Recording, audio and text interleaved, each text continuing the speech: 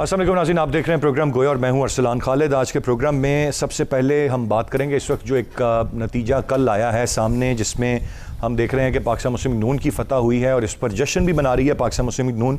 पाकिस्तान तहरीक इंसाफ वहाँ पर runner up जमात है। ये PP 84 का मार्का था। ये सीट जो कि सूबाई असम्बली की थी, इसमें जो रिपोर्ट हो रहा है वो ये कि ये पाकिस्तान तहरीक इंसाफ के लिए बड़ा धचका है। अब गो कि ये पहले भी सीट नून लीग की रही, लेकिन अब क्यों धचका है? वो धचका इस तरह से है कि जितने ज़िमनी इंतखाबात होते जा रहे हैं, इस बात से कतई नज़र के पहले वहाँ पर पाकिस्तान तहरीक इंसाफ जीती हुई थी या हारी हुई थी, बट एक फ़ैक्ट ये है कि एक जमात इस वक्त इक़्तिदार में है जिसका अभी आधी मुद्दत बाकी है। तो एक ऑटोमेटिकली ट्रेंड चेंज हो जाता है, वोटर्स का एक माइंडसेट तब्दील हो जाता है, जहाँ पर अप्रोच ये होती है कि जो हुक्मरान जमात है उसी से ही किसी को जितवाया जाए ताकि हल्के के काम हो सके। जो हल्के में वोटर्स होते हैं उनको भी यकीनन अपने काम देखने होते हैं, तो वो फोकस उनका रहता है कि हुक्मरान जमात ही जीते। तो अगर जब हमने माजी में देखा जो ट्रेंड पाकिस्तान में रहे कि ज़िमनी इंतखाबात जब हुए तो जो पार्टी माजी में वहाँ पर इक़्तिदार में रही थी, जो अदरवाइज़ अब सूबे में इक़्तिदार में थी, वो जमात का उम्मीदवार वहाँ पर जीतने में कामयाब होता है। बट अब एक के बाद दूसरा पाकिस्तान तहरीक इंसाफ ये तमाम तर ज़िमनी इंतखाबात हार रही है। ये क्या बहुत बड़ा परफॉर्मेंस का इंडिकेटर नहीं है? मैं चाहूँगा इसके अराउंड हम बात करें। और उसके साथ साथ वज़ीर आज़म साहब जो आज ये बात फरमा रहे हैं कि हमारा निज़ाम इंसाफ ऐसा है कि ताकतवर को नहीं पकड़ सकता। अगर ताकतवर को नहीं पकड़ सकता और ये निज़ाम ऐसा है, तो 2.5 साल में खान साहब ने ना निज़ाम तब्दील किया है और ना किसी ताकतवर को हतमी तौर पर कहीं मंतकी अंजाम तक पहुँचाने में कामयाब हुए हैं। तो अब आया ये एक शिकस्त है जिसको तस्लीम किया जा रहा है और मलबा निज़ाम की ख़राबी पर डाला जा रहा है, यानी कि PTI के इंटेंट में कोई ख़राबी नहीं है, ये निज़ाम ही नहीं अलाउ कर रहा कि ये ताकतवर को कटहरे में लाएं। और फिर ताकतवर को ये किस तरह से ताकतवर मुल्क से बाहर भी चले जाते हैं, जो यहाँ पर ताकतवर बैठे हैं उनको अदालतें रिलीफ देती हैं। ये निज़ाम में फ़्लॉ है या आपके केसेस कमज़ोर थे या आप इंतकामी कार्रवाइयाँ करते हैं? ये एक बड़ा सवाल है। मैं चाहूँगा इस पर भी हम साथ साथ बात करें। एक ब्रेक की जाने में बढ़ूँगा, ब्रेक से वापस आकर गेस्ट पार्टिसिपेंट्स का तारुफ कराऊँगा और गुफ्तगू का आगाज़ करूँगा। साथ रहिएगा।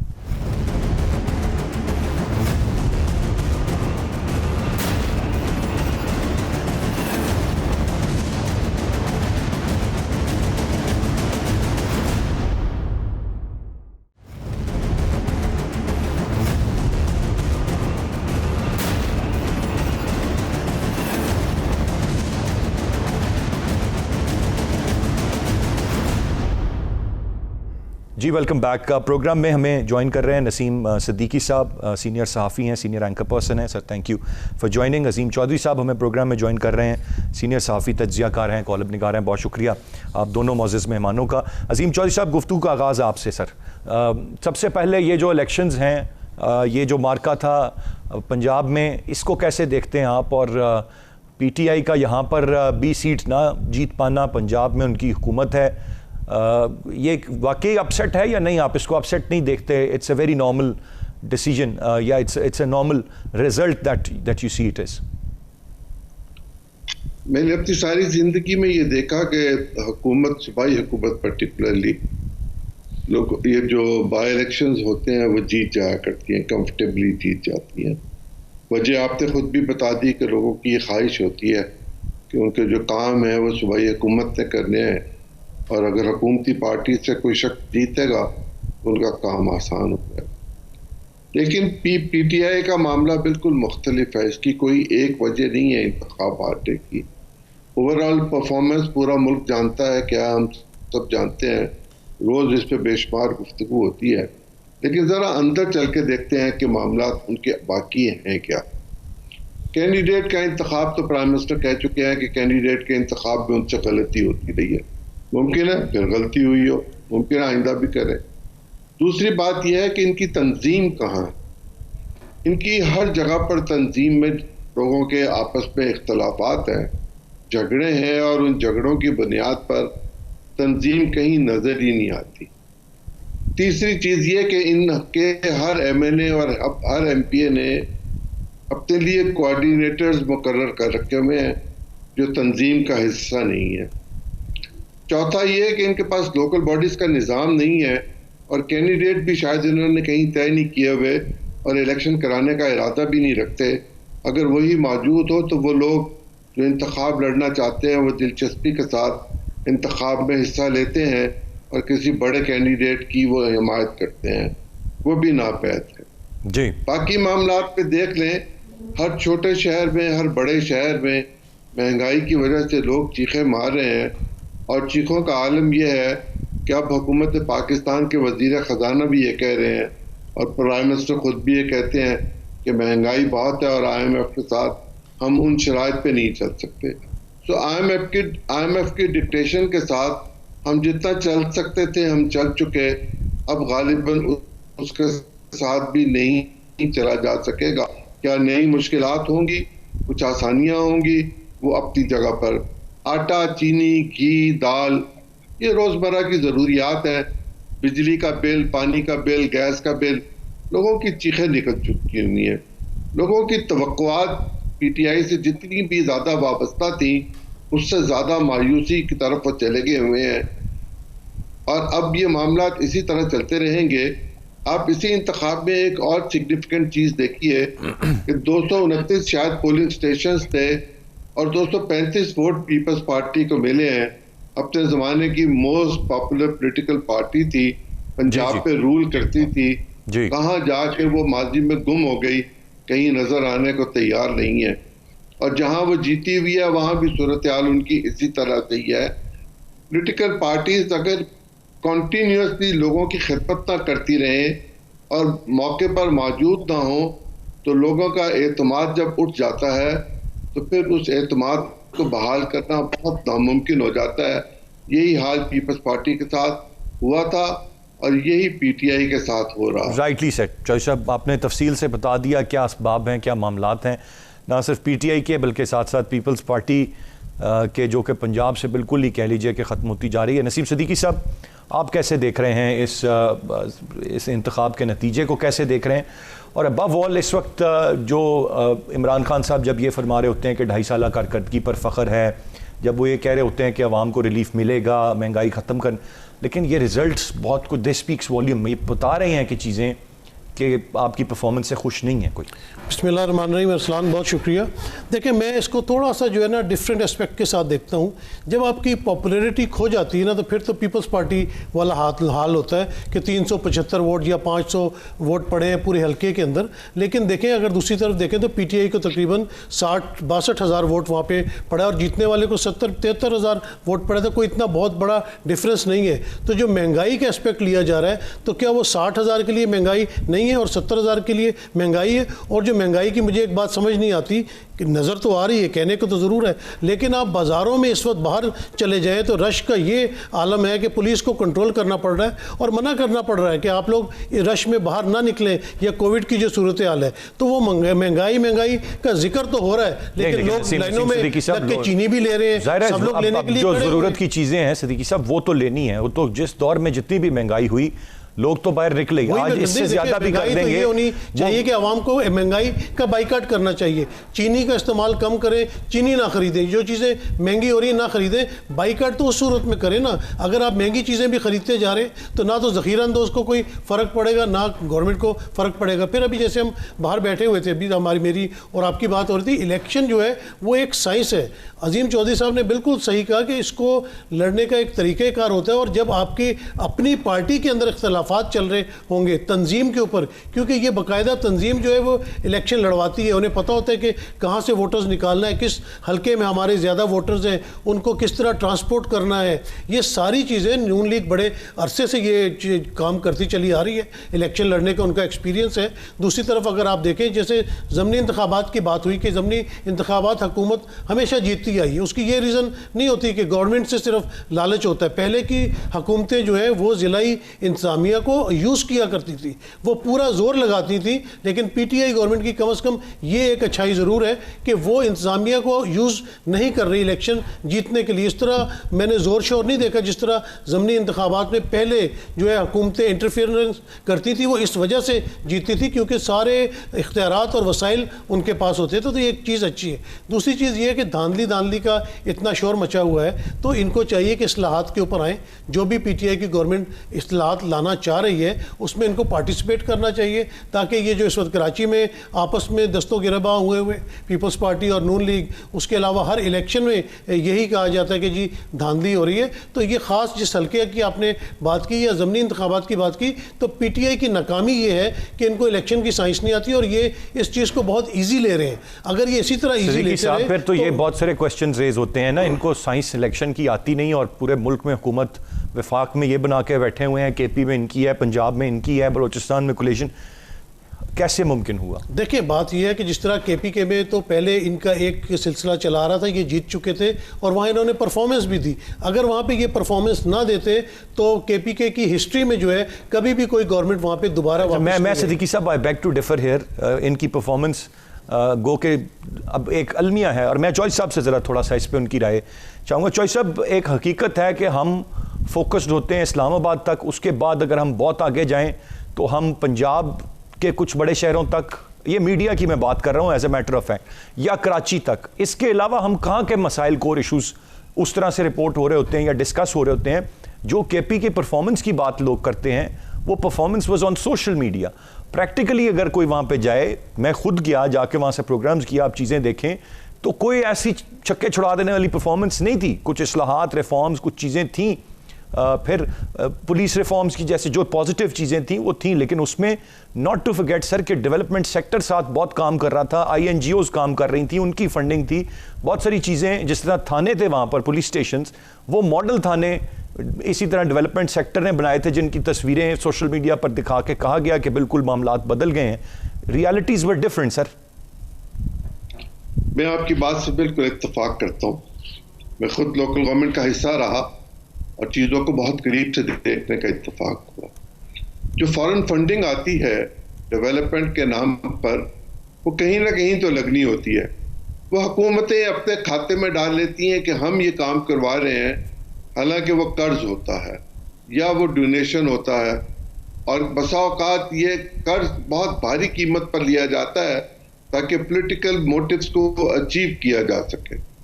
जो मैं आपसे गुजारिश करना चाहता हूँ वो ये कि पॉलिटिकल पार्टीज के इंतखाबात का ये जो नया तरीक़ाकार अब पाकिस्तान में राइज हुआ है कि सोशल मीडिया पर पॉपुलर हो जाएं, पार्टी की लीडरशिप की नज़र में आ जाएं, तो हम उसके बाद एक स्कूल टीचर को उठाकर, प्राइमरी स्कूल टीचर को उठाकर सेनेट का अगर मेंबर बनाने के लिए तैयार हो जाएं, तो फिर सेनेट का वो मकसद तो फौत हो गया कि सेनेट में पाकिस्तान की जो थी वो कलीदी शख्सियात आती थी और वहां पर बहुत सैर हासिल बहस हुआ करती थी।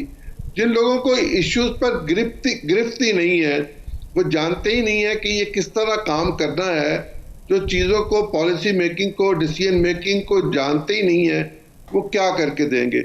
ये जो इंतखाबात के हवाले से इस्लाहात की बात हो रही है, हर 4 साल बाद, 5 साल बाद इस्लाहात की ज़रूरत क्यों हमें पड़ जाती है? इस वक्त तो लोग मार्केट में ये बात कर रहे हैं कि नया प्रोजेक्ट जो है वो 6-7 खरब रुपए का है। अब वो 6-7 खरब रुपए अल्लाह जाने कहाँ खर्च होंगे, किसके पास जाएंगे, क्या होगा, कोई मशीन आएगी और उन मशीनों के साथ क्या सलूक किया जाएगा, मुझे नहीं पता। लेकिन ये मार्केट में बात मौजूद है और सियासी हल्के इस पर बहुत जल्द गुफ्तगू करके सामने रख देंगे कि पाकिस्तान में 6-7 खरब रुपए का एक प्रोजेक्ट आ रहा है। वो प्रोजेक्ट आप लोगों की डेवलपमेंट पे लगा दें एक दफ़ा, अदरवाइज आप लेकर चले इंतखाब को आराम के साथ। अभी सिद्दीकी साहब बात कर रहे थे इसमें मदाखलत की, तो क्या था ये जो डस्का का इंतखाब था, उसकी इंक्वायरी सामने आएगी तो पता चल जाएगा कि किस किस का क्या क्या रोल था। कराची के इंतखाब की अगर इंक्वायरी सामने आएगी तो वो भी पता चल जाएगा। वाक़ा ने हाल जानते हैं। अगर दूर दराज का एक ऐसा शहर, एक ऐसा हल्का जिसमें मैं जानता हूँ सुमेरा मलिक को कि वो उसमें काम कर रही थी और उनकी बात वहाँ सुनी जाती है, बावजूद इसके कि वो खुद एक स्टेज पे डिस्क्वालीफाई भी हुई। लेकिन डिस्क्वालीफाई होने का मतलब ये नहीं है कि जहांगीर तरीन की हैसियत ख़त्म हो गई है। जहांगीर तरीन जो आपको अपनी हैसियत दिखा रहा है, इस तरह को और भी दिखा सकता है। सुमेरा का बेटा भी वहाँ से इलेक्शन जीता था। का एक असर है, लोगों का कबायली इलाका है, दूर दराज का इलाका है। महंगाई की सूरत तो ये कि 14 आने से 1 रुपए 2 आने चीनी हुई थी अयूब खान के दौर में, 14 आने से। अयूब खान कुत्ता हो गया था इस मुल्क में, सड़कों पर, गलियों में। बिल्कुल सर, आप दुरुस्त फरमा रहे हैं। चलिए पॉइंट वेल टेकन, एक ब्रेक की जाने मुझे बढ़ना है। मैं ब्रेक से सर वापस आकर गुफ्तगू को आगे बढ़ाऊंगा, साथ रहिएगा।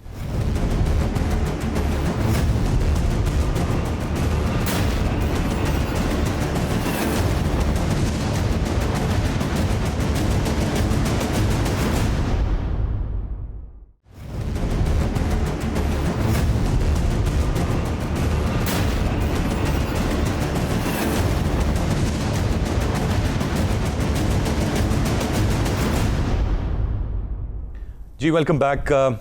नसीम सिद्दीकी साहब, इस वक्त जो भी मतलब एक अपनी अप्रोच मामलात आपने जिस तरह से कहा, पीटीआई की कुछ चीज़ें बहरहाल अपनी जगह मौजूद, अब बहुत सारे काम हैं जो ये करना चाहते हैं लेकिन किसी सूरत कर नहीं पा रहे। उनमें से एक अब इलेक्टोरल रिफॉर्म्स का मामला है, और वो ज़ाहिर है जब आप 249 का इलेक्शन देखें, ये ज़िमनी इंतखाब देखें, हर जगह पर रह कर इस बात की ज़रूरत हमें पेश आती है कि इलेक्टोरल रिफॉर्म्स हों, इंतखाबी अमल बेहतर हो।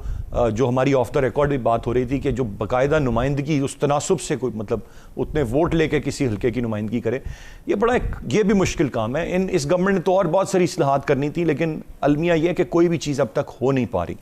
इसके पीछे क्या रीजंस देखते हैं आप देखें, सबसे बड़ी बात तो ये है कि पार्लियामेंट के अंदर जो है वो पीटीआई की गवर्नमेंट को इतनी अक्सरियत नहीं है। जहाँ पे आपको 2/3 अक्सरियत चाहिए हो कानून पास कराने के लिए, वो इनके पास नहीं है। फिर सेनेट में भी इनके पास उस वक्त अक्सरियत नहीं थी, अब तो थोड़ी सी इनके पास अक्सरियत आ गई है। कोशिश तो उन्होंने की है, लेकिन बात यह है कि मिनासल कौम, सब लोग, मुआशरा भी चाहता है कि हम दुरुस्त होने की तरफ जाएँ, लेकिन हम उसमें पार्टिसिपेट क्या करते हैं। अभी नज़ीम चौधरी साहब ने एक वाक़या सुनाया मुझे, तो मैंने तो ये किताबों में पढ़ा, उस वक्त तो मैं पैदा भी नहीं हुआ था, कि अयूब साहब के ज़माने में जो वो चीनी 14 आने से 1 रुपये 4 आने बढ़ी थी, तो उनको इस तरह बोला गया और उनको हुकूमत छोड़नी पड़ी। यानी कि हमारी कौम जो है 50-60 सालों से चीनी के पीछे ही भाग रही है। ज़ख़ीरा अंदोज़ों को कोई नहीं पकड़ सका, ज़ख़ीरा अंदोज़ों के ख़िलाफ़ कोई कार्रवाई नहीं हुई, हुक्मरान बदलते चले गए क्योंकि चीनी महंगी हो रही है, लेकिन असल जो है रीज़न उसकी तरफ नहीं आए। और इसका सारा कसूर जो है वो तमाम पार्टीज़ के ऊपर आता है। अगर आप नैब का जिक्र ले लेते हैं, नैब के ऊपर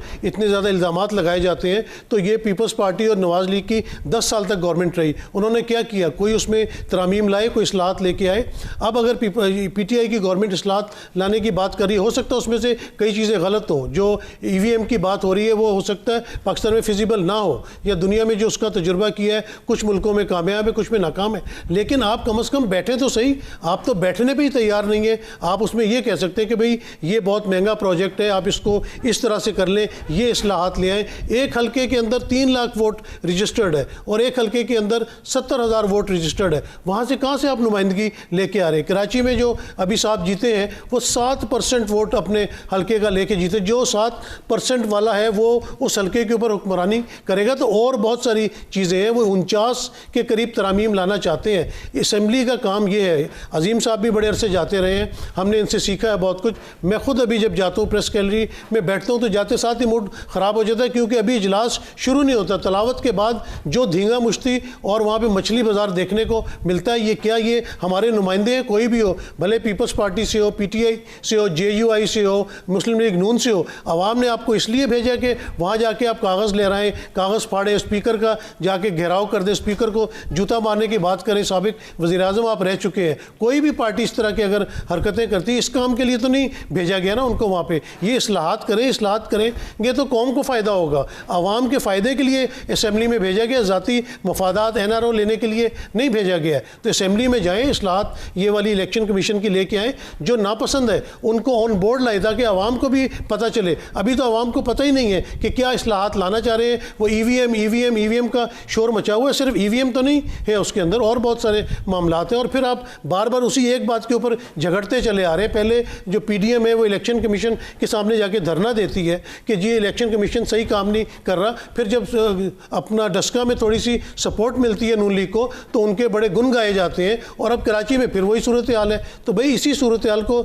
दूर करने के लिए अगर कोई बंदा कह रहा है कि इस्लाहात ले आए, इमरान खान तो चला जाएगा, सारी उम्र तो नहीं रहेगा यहाँ पे, लेकिन अगर इस्लाहात ले आएंगे तो उससे आने वाली नस्लों को फ़ायदा होगा। अगर मरीम साहिबा वज़ीर-ए-आज़म की कैंडिडेट है, बिलावल भुट्टो वज़ीर-ए-आज़म के कैंडिडेट है, तो कल इन्हीं को फ़ायदा होगा। अगर ये कहते हैं वोट को इज़्ज़त दो, हमारे वोट हैं, हमारे कैंडिडेट्स जीत रहे हैं, तो भाई इस तरह का फुल प्रूफ जो है निज़ाम लेके आओ जिससे तमाम लोगों को फ़ायदा पहुँचे। राइटली सेड, बात तो बिल्कुल आपकी बजाय, पर इंटेंट किसकी क्या है? ये पीटीआई क्या खलूस नीयत के साथ ये इंतखाबी इस्लाहात लाना चाह रही है जिससे इनको कोई फ़ायदा नहीं होगा बल्कि ये सबके लिए फ़ायदेमंद होंगी? इधर आकर बात फंस जाती है क्योंकि इस पर ऑपोजिशन के एतराज़ात हैं और फिर ज़ाहिर है जब आप बिल्कुल किसी किस्म की इंगेजमेंट नहीं रखते हैं ऑपोजिशन के साथ तो आप उनको किसी तरह ऑन बोर्ड किसी चीज़ पर नहीं कर सकते। गो कि ऑपोजिशन रहती है लेकिन आपकी बैक चैनल कहीं ना कहीं एक इंगेजमेंट हो तो इस तरह के मामलात आप अफ़ाम व तफ़हीम से हल करते हैं। ये बहुत वो बातें हैं जो हम सब जानते हैं सिवाय पाकिस्तान तहरीक इंसाफ की गवर्नमेंट के, और यहीं पर आकर बात ख़राबी की तरफ भी जाती है। आगे बढ़ते हुए मैं चौधरी साहब जो चीज़ अब आपसे जानना चाहूँगा, फिर सिद्दीकी साहब से भी राय लूँगा इस पर। हमारा इंसाफ का निज़ाम ताकतवर को नहीं पकड़ सकता। वज़ीर आज़म जनाब इमरान खान साहब, मैं ये क्लैरिटी आपसे, मैं 2-3 आपको सिचुएशन दे देता हूँ, फिर चाहता हूँ कि आप इसको चौधरी साहब एक्सप्लेन कर दें। ये इंसाफ का निज़ाम ताकतवर को नहीं पकड़ सकता, ये इमरान खान साहब इशारा कर रहे हैं कि तैयार रहना, मैंने जहांगीर तरीन वाले मामले पे घुटने टेकने हैं। इसके अलावा वो इशारा इस पर कर रहे हैं कि हम ऑपोजिशन में से किसी को आज तक नहीं कोई चीज़ उस पर साबित कर सके, तमाम तर लोग ज़मानतों पे हैं इवेंचुअली। दोनों में से क्या सूरत हाल है सर, या दोनों हैं? क्या मैं प्राइम मिनिस्टर की बात को मान लूं? अगर मैं मान लूं तो फिर मुझे बशीर मेमन की बात पे भी गौर करना पड़ेगा कि बशीर मेमन क्या कह रहा है। मैं फैसल वाडा को क्यों ना देख लूं? वो जो जूता मेज पर रखकर पूरी कौम को पैगाम देता था कि ये जूते चाटेंगे, उसी की तरह की एक गुफ्तगू अली जैदी की अच्छी या बुरी मुझे नहीं पता, वो सुनने को मिली। मैं तो ये जानता हूं कि फैसल वाडा ने पाकिस्तान की अदालतों के साथ धोखा किया, फ्रॉड किया, झूठ बोला, वक्त जाया किया और टेक्निकल बुनियादों पर प्राइम मिनिस्टर ने उसको बचाने की कोशिश की, उससे वोट दिलवाया और वो इलेक्शन कराची में हार गए। अगर प्राइम मिनिस्टर अपनी सफ़ों में छुपे हुए लोगों को जो झूठ बोलते हैं, जो फ्रॉड करते हैं, जो झूठे अल्फिया बयान देते हैं, उन्हीं को पकड़ लें तो शायद नजर आ जाए कि प्राइम मिनिस्टर संजीदा हैं एहतसाब के हवाले से। अगर जहांगीर तरीन साहब ने कोई जुर्म किया है तो उनको गिरफ्तार करें, उनको अंदर जेल में डाल दें। शहबाज शरीफ को तो जेल में डाल दिया, ख्वाजा आसिफ को डाल दिया, साद रफीक को डाल दिया, नवाज शरीफ को डाल दिया, अली बेग जीम दाल को डाल दिया, पीटीआई के 2-3 लोगों को भी आपने डाला, लेकिन वो तो वजीर हो गए। अगर आप वाकई एहतसाब करना चाहते हैं तो तावक्ते के कोई शख्स बरी हो कर ना आए पाकिस्तान की अदालत उज़्मा से और उस वक्त तक आप अपील में मौजूद रहें। आपका क्या काम है कि आप ऐसे लोगों को हमारे सरों पर मुसल्लत करें इसलिए कि आपको उनकी शक्ल पसंद है? पाकिस्तान में जो कुछ वकला करते हैं, जो कुछ सियासतदान करते हैं, जो कुछ अदालतों में होता है, अदालतों पर बहुत गुफ्तगू हो सकती है। ये मुनासिब नहीं है कि अदालत के बारे में मीडिया पर बैठकर इस तरह की गुफ्तगू की जाए, लेकिन अदालतें अपने हाल को खुद देख लें। काजी उल कज़ा जो है, अगर वो अदालत पे खड़े होकर आंसुओं के साथ रोता है तो फिर मैं क्या हाल बयान करूं। उसकी बीवी रोती है, जज साहिबान बात करते हैं, वो माफिया मांगते हैं, तो मैं क्या बात करूं पाकिस्तान के निज़ाम की, निज़ाम अदल की, उस इंसाफ की, उस तहरीक की, उस इंसाफ की। मुझे नहीं पता कहाँ है वो इंसाफ। बिल्कुल सही चॉइस साहब। मैं इसी पर जरा सिद्दीकी साहब की भी राय ले लूं। सिद्दीकी साहब कैसे देखते हैं आप इस स्टेटमेंट को? बड़े ब्रॉडर इसको कॉन्टेक्स्ट में इमरान खान साहब ने की है, अगर इसको हम सीरियसली सोचें ना तो बात उन्होंने बहुत बड़ी की है, हमें भी समझ है इस बात की। लेकिन खान साहब के मुझसे ये बात सुन के मुझे इस बात की हैरानी हुई है कि ये तो कहते थे मैं किसी माफिया को नहीं छोड़ूंगा, किसी चोर को नहीं छोड़ूंगा, लेकिन अगर वज़ीर आज़म बन के वो महसूस कर रहे हैं कि वो बेबस है, वो इन लोगों को सजाएं नहीं दिला सकते, तो फिर आगे मामलात किस तरह चलेंगे? आपने जो वादे हमारे से किए थे, हमने तो आपको इसीलिए वोट दिया था कि आप इस मुल्क से करप्शन ख़त्म करेंगे, ताकतवर जो माफिया उसको ख़त्म करेंगे, चोरों को पकड़ेंगे। दूसरी तरफ आप देखें कि जो अदालती निज़ाम की बात हो रही है, वहाँ पर मुझे याद है कि एक पेशावर में एक खातून थी, 90 साल में। मुझे सिद्दीकी साहब, मैं आपकी बात वो ज़रूर आप बताइएगा, लेकिन एक चीज़ के वज़ीर आज़म हों आप कह रहे हो इस मुल्क को एक छोटी सी एलीट क्लास ने अपने कब्जे में लिया हुआ। ये आप ऑपोजिशन में तो अगर कहते थे तो बात हमें समझ में आती थी। आज आप वज़ीर आज़म हैं, व्हाट इट टेक्स कि आप इस छोटी सी लीड क्लास की ऐसी की तैसी फेर दें और उनके कब्जे से मुल्क को छुड़ा दें? आपके पास यही बात की ना कि बेबस नजर आ रहे हैं। अगर वो बेबस नजर आ रहे हैं तो फिर तो आगे चलने का रास्ता ही कोई नहीं है। फिर आप क्या करेंगे? हम किस वादे वाइफ के ऊपर आके आपको फिर तो मैं ये देखूं कि ये वो जहांगीर तरीन साहब के कॉन्टेक्स्ट में ये बात कह रहे हैं। नहीं, जहांगीर तरीन के कॉन्टेक्स्ट में नहीं कह रहे, सबके कॉन्टेक्स्ट में कह रहे। जहांगीर तरीन अगर इतना ही बुरा था तो नून लीग पकड़ लेती ना। नून लीग की गवर्नमेंट रही है, पीपल्स पार्टी की गवर्नमेंट रही है। बात ये होती है कि जब आप हुकूमत करके चले जाते हैं तो उसके बाद ही आपके सारा कट्टा चिट्टा खुलता है ना। तो उसके ऊपर अगर इतना ही था जहांगीर तरीन का मामला, उसके अलावा आप बड़े बड़े मामला देख लेना कि जिनके ऊपर अरबों खरबों के जो है वो करप्शन के इल्ज़ाम है, किस तरह वो कोर्ट में बड़े बड़े वकील लाके खड़े कर लेते। किसी दिन वकील पेश नहीं हो रहा होता, किसी दिन गवाह पेश नहीं होता, किसी दिन मौजूद होने का इस्तिस्ना जो है वो गैर हाजिरी का इस्तिस्ना ले लिया जाता है। तो टैक्टिक्स इस्तेमाल किए जाते हैं। और जब आपके पास बड़े बड़े वकील होते हैं तो उनके पास सारे रिसोर्सेज होते हैं और वो केस को जिस तरह लिंगन और करते हैं और उसको टाइम लैप्स हो जाता है कभी कभार। कितने बड़े बड़े मामला थे। अभी आप यही मिसाल ले लें कि ब्रॉडशीट वाले केस में जब सुप्रीम कोर्ट के साबिक जज अजमत सईद साहब इंक्वायरी पे गए तो उन्होंने कहा कि ऑफिस से फाइलें गायब है। जब वो लंदन हाई कमीशन गए, लंदन हाई कमीशन से फाइलें गायब है। तो बताएं जब मुआशरा साथ नहीं देगा, जब इस तरह के हालात पैदा हो रहे होंगे, ताकतवर के पास पैसा इतना है कि वो हर किसी को खरीद लेगा, तो इंसाफ कैसे मिलेगा?